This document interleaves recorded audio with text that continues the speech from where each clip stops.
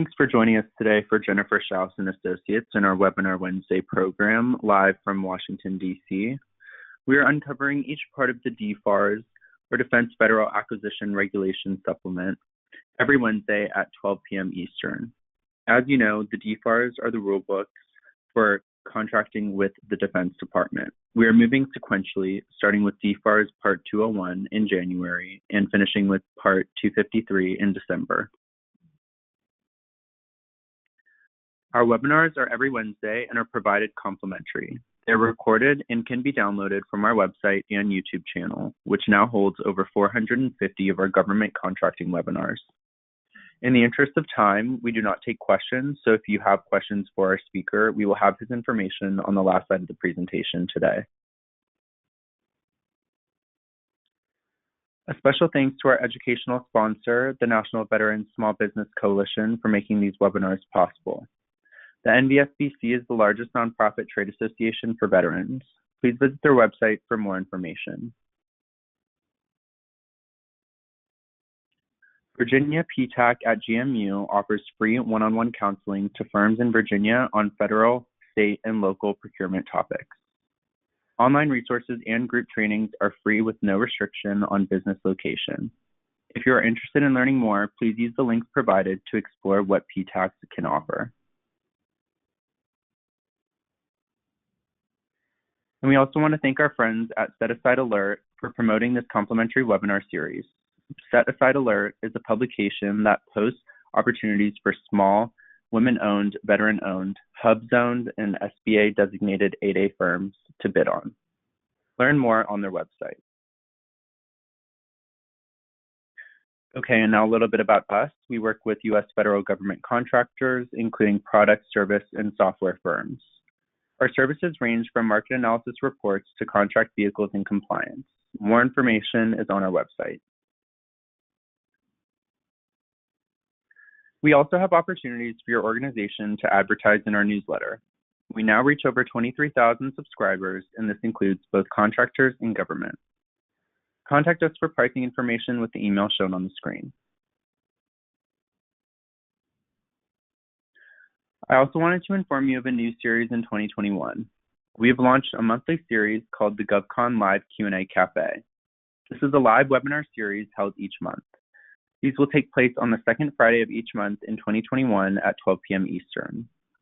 We have assembled a group of 4 panelists who are subject matter experts on a specific federal contracting topic. The panelists will make a short presentation about the topics listed here on the screen and then take your live questions about that topic. So, for example, January started off with our panelists covering CMMC on Friday, January 8th, and next month in February, another panelist will cover OTA. Our panelists include attorneys, consultants, and other industry professionals. You can sign up on our website under the Q&A Cafe tab. Sponsorships are available. Please email hello@jenniferschaus.com for a media kit with pricing details. And you can use the code DFARS for a $15 discount. Okay, and now to introduce our speaker, Josh Duval. Welcome, Josh. We are glad to have you here with us today, and I'll turn the floor over to you. Thank you so much, Hunter. I'm glad to be here, and I'm glad everyone took time out of their day to join us today. We are going to be talking about DFARS Part 202. If we can go to the next slide. Actually, the slide after that, please. And so this is, I'm excited about today's conversation, which really isn't a conversation, it's just me talking, but I'm hoping to give a little bit of life to the definitions of words and terms. These are important, I think, for a number of reasons. First of which is that they are controlling when we're reading the DFARS. If we can go to the next slide, please. And so before we jump into the DFARS, let's think about what the word definition means. So I went online and found a couple that I think are helpful in sort of framing our mindset as we go through today's discussion. And so we have from Merriam-Webster a statement of the meaning of a word or group or a sign or symbol. Oxford provides, I believe, 2 very good definitions: the act of defining or stating exactly what a thing is or what a word means, or the precise statement of the essential nature of a thing. And finally, with dictionary.com, the act of defining or making something definite, distinct, or clear. And so when we think about this, let's go to the next slide. Why are the definitions of words and terms important? Well, beyond the obvious of telling the reader precisely what a word means and making a word or term more definite, hopefully drafters are using definitions to provide clarity for what the reader is going to be digesting. And so we might see these in a number of places that are, I think, relevant for the government contracting space. So we have definitions in the small business regulations. So for those of you dealing with A2A, women-owned small business, SDVOSB, and HubZone, we might find definitions in teaming agreements and subcontracts and even operating agreements. Cyber insurance and business policies also have definitions. You might find that a defined word for how a policy is excluding certain types of coverages. And finally, as we get for today's discussion, is the DFARS. Obviously, the FAR has definitions as well as other agency supplements. So when we're talking about definitions, they're everywhere. We might overlook them, perhaps. I tend to focus on them when I'm reading a document because I would like to know exactly what is being talked about. And so if we can go to the next slide. So now that we've sort of thought about what we're really getting into when we're talking about definitions, making something, a word or a term, concrete and clear, providing the applicable bounds of a phrase or a word, for example. When we look at in the context of the DFARS is a regulation that implements and supplements the FAR.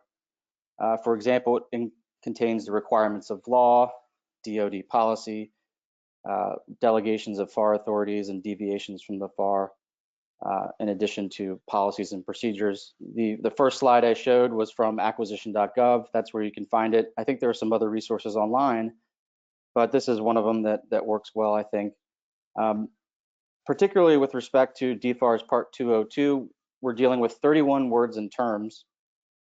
And as I mentioned, the regulation itself supplements the FAR. You can also find in FAR 2.101 additional defined terms. And with respect to the DFARS, we're covering everything from authorized aftermarket manufacturer to uncertified cost data.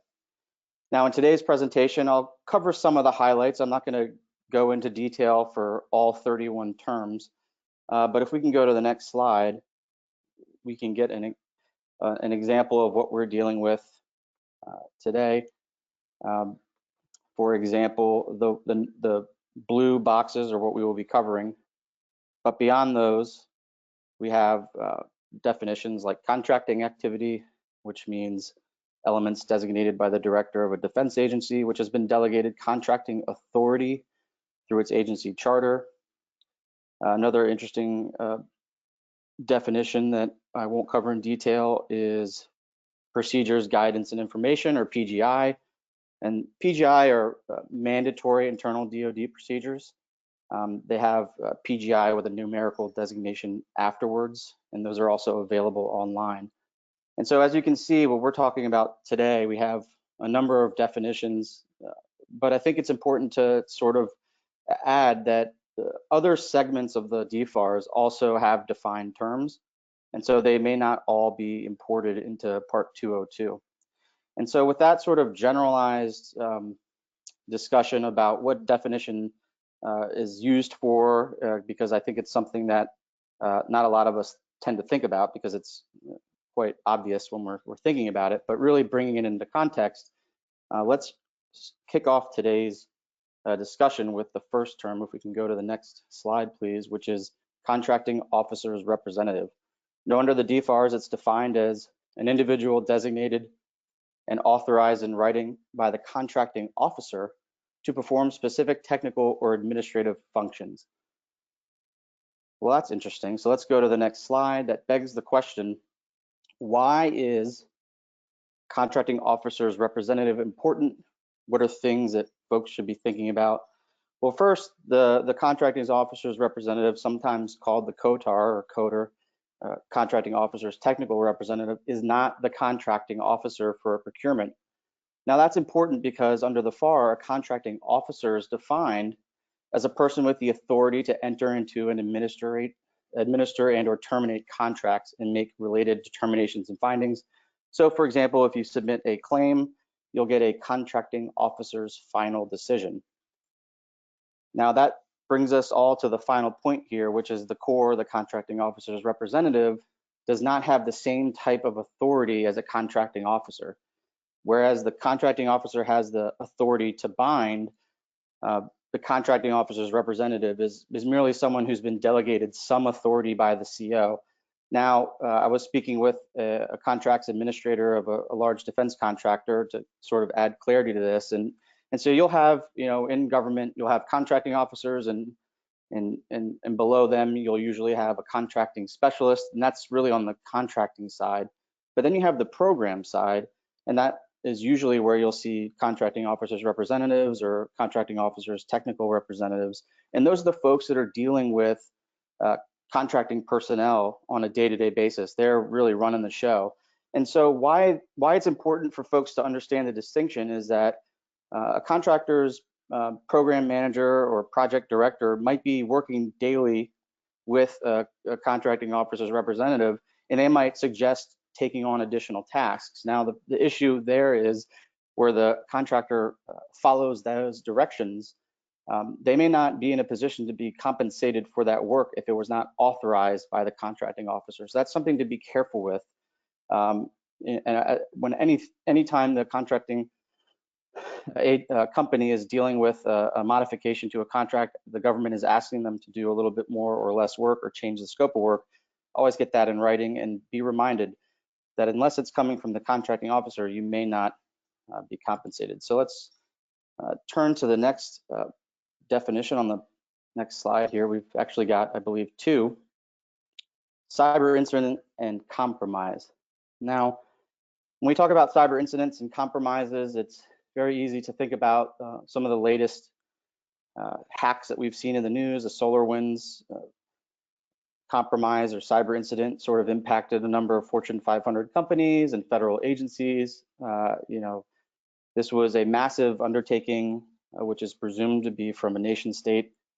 And so this is high level information. Now we're getting into the granular stuff here with the DFARS. Well, what is a cyber incident? A lot of places, a lot of different regulatory regimes, a lot of outside sources have their own various definitions of a cyber incident. But if you're a defense contractor working with the Department of Defense, this is one that needs to be adhered to, which is an action taken through the use of a computer network that results in a compromise or an actual or potentially adverse effect on an information system and or information residing therein. Well, that's fairly broad. So when we talk about definitions of words and terms, this is a definition that's setting the boundaries of what a cyber incident means. And conveniently, they've included another word that is also pertinent to our discussion, which is compromise, which is the disclosure of information to unauthorized persons or a violation of security policy of a system in which the unauthorized intentional or unintentional disclosure, modification, destruction, or loss of an object or the copying of information or unauthorized media that may have occurred. So when we're talking about a cyber incident, we're talking categorically a broad scope of information. So that then begs the question, well, why is this important? So if we can go to the next slide, please. Why are cyber incident and compromise important?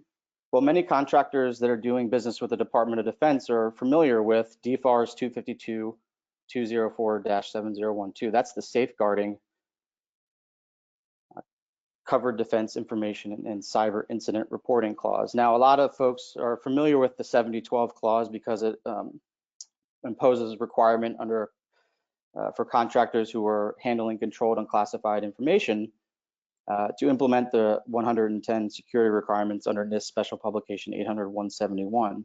Now, it's important to note that this regulation also deals with cyber incident reporting, and specifically calls for contractors to rapidly report, which is defined as 72 hours of discovery, a cyber incident. And so this 7012 clause also contains other definitions that are pertinent for that specific regulation, but it also includes compromise, and cyber incident, which I believe are identical to the DFARS Part 202 definition.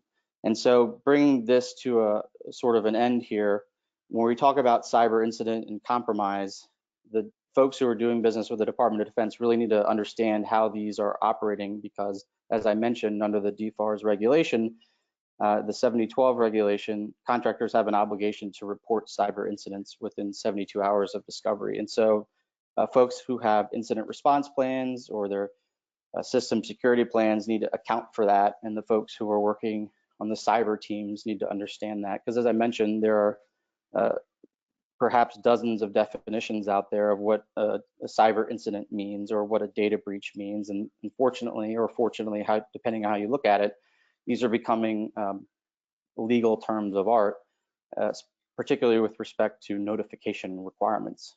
And so that is what we have with respect to cyber incident and compromise. So what is the next word we've chosen? Well, non-traditional defense contractor. This is on the next slide. A non-traditional defense contractor, well, why is that in the DFARS? Well, it's an entity that is not currently performing and has not performed any contract or subcontract for DoD that is subject to full coverage under the cost accounting standards prescribed under 41 U.S. Code 1502. And so that begs the question, why in the Defense Federal Acquisition Regulation Supplement are we worried about non-traditional defense contractors who have not currently performed on any subcontract or contract? If we can go to the next slide. Well, the Department of Defense, in addition to their, I would call it normal acquisition methodology, has what's called other transaction authority. And this is sort of a streamlined approach to rapid acquisition, and that the OTA authority specifically exempts many of the procurement statutes from being implemented, which allows the Department of Defense to really take advantage of cutting edge and emerging technologies for the defense space. Now we have the 6th branch of the armed forces, so you can imagine that OTAs will be, I would imagine, very suitable for the space race, so to speak, with the United States Space Force.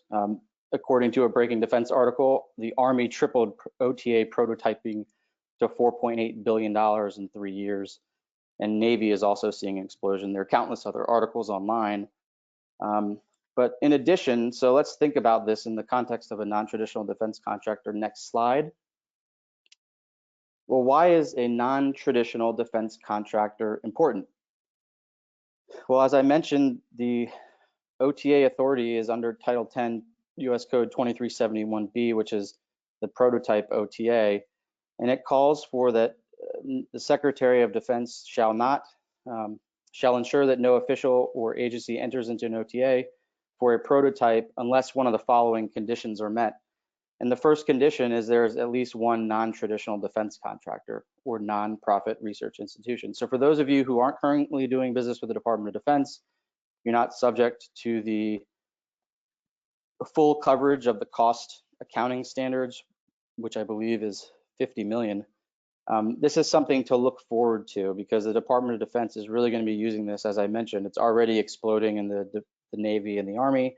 I imagine that will be the same for the Space Force. And so for folks that are fitting this mold of a quote non-traditional defense contractor, this is something that you should be able to take advantage of and maybe use that to expand into one of the largest buyers of goods and services in the world, the Department of Defense. All right, so let's hop on to the next, and I believe which will be our final definition of the day. I hope everyone's paying attention and I'm not providing a snoozer. Here we have tiered evaluation of offerors, which is also known as the cascading evaluation, which is a means used in negotiated acquisitions when market research is inconclusive for justifying limiting competition to small business concerns. So in a situation where the contracting officer conducts market research, they can't set it aside for as an SDVOSB or any type of total small business set aside. The contracting officer is going to use a tiered approach, or they have the option to use a tiered approach to solicit offers from both small businesses and other than small businesses, so large businesses, depending on the NAICS code of the procurement, and establish a tiered or cascading order of preference. And if no award can be made at the first tier, the agency will evaluate offers at the next lowest tier. Not used that much, but I imagine it will potentially increase as we get to more emerging type of technologies, particularly where we have, or even in the situation where the government is sort of combining or bundling requirements together. I've seen this recently in the VA where they'll issue a solicitation and they say, we're going to evaluate SDVOSBs and VOSBs first. If no one is eligible under that category, we'll go to hub zones, for example, second. And if we don't have an offeror that's technically acceptable at a price that's reasonable, we'll go to other than small businesses, or even just small businesses that aren't part of a particular socioeconomic category. So if we go to the next page here, why are tiered evaluation of offers important? Well, first is to look out for different language in the solicitation. There might be some clauses that apply to small businesses and others that apply to other than small or large businesses. Here we have a DFARS Reg 215.203-70, and it says specifically that consideration shall be given to the tiers of small businesses, 8A hub zones, small business, SDVOSBs, and small businesses before evaluating the offers from other than small business concerns, i.e. large businesses. For folks that are seeing this, just be aware that you might be going up against large businesses. So there aren't too many that I've seen recently, but as I mentioned, there have been more in the VA, and I imagine that, as I mentioned earlier, with the bundling and combining of requirements, it may be perhaps challenging for contracting officials during market research to determine whether or not an SDVOSB, for example, or a group of SDVOSBs could do the work, or even hub zone. So keep an eye out for that. It's one thing to think about, but I think for today's presentation, sort of to recap before I sign off here, when we're talking about definitions, we're really looking at what are the precise words or meanings of a thing. And I think that's important, as I mentioned, not just for the DFARS, but law has definitions. Title 13, obviously, with the small business regulations, you'll see these in other places, for example, in teaming agreements and subcontracts and insurance policies. So it's important to pay attention to how the author of a document is defining a word or a term, and something to keep a lookout for as you move along in your business with the Department of Defense and elsewhere. And so with that, I'm glad everyone stayed on for the entire 20-minute presentation here today. I tried to keep it short and lively. As our host mentioned, there will be no questions today, but if you do, feel free to reach out to me at my contact information right there. And so with that, I thank you for your attendance and look forward to seeing you soon. Bye. Thank you, Josh, for a great presentation and sharing your time with us today. And thank you to everyone who joined us for this webinar. The recording will be on our website and our YouTube channel within the next 24 hours. And please join us next week as we cover more of the DFARS.